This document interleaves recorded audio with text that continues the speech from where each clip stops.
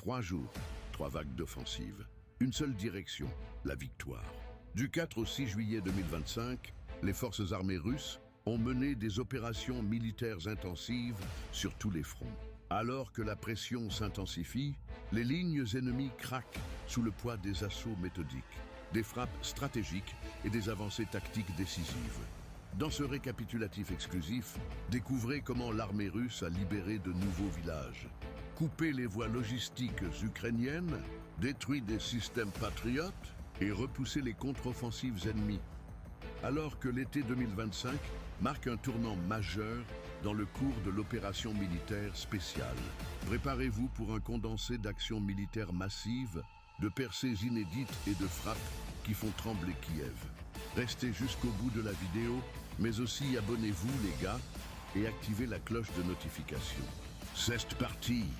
Résumé en date du 4 juillet 2025, jour 1927 de l'OMS.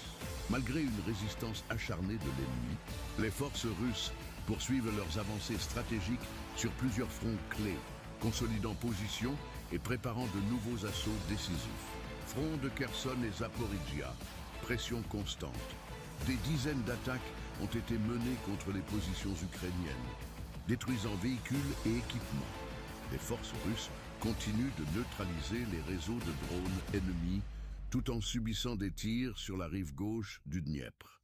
Un civil a été blessé à Alyoshka, front est, avancée tactique. Dans le secteur de Voskresenka, nettoyage progressif des bois et zones forestières.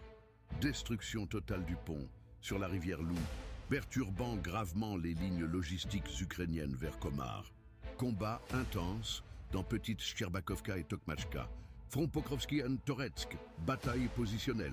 Affrontements meurtriers dans Fourmi, Lucky, Jablonovka et Alexandro-Kalinovo. Les drones ennemis ont endommagé une sous-station électrique à Belitsky, plongeant une partie de la ville dans l'obscurité. Direction de Donetsk. Progression significative. Nettoyage actif des poches de résistance dans le quart Shevchenko à Bashkortostan. La prise de Pretechino, officialisée par le MODE, russe, permet de contrôler les axes Konstantinovka, Tchatial. Stabilisation au nord de Nikolaevka, Promkupiansk, Krasnolimansky, territoire étendu. Extension du contrôle russe dans les régions du Crétacé et à l'ouest de Stroyevka. Préparation méthodique pour de nouvelles offensives autour de Glushenkovo, Nouveau Monde et Karpovka. Front nord, calme mais vigilant.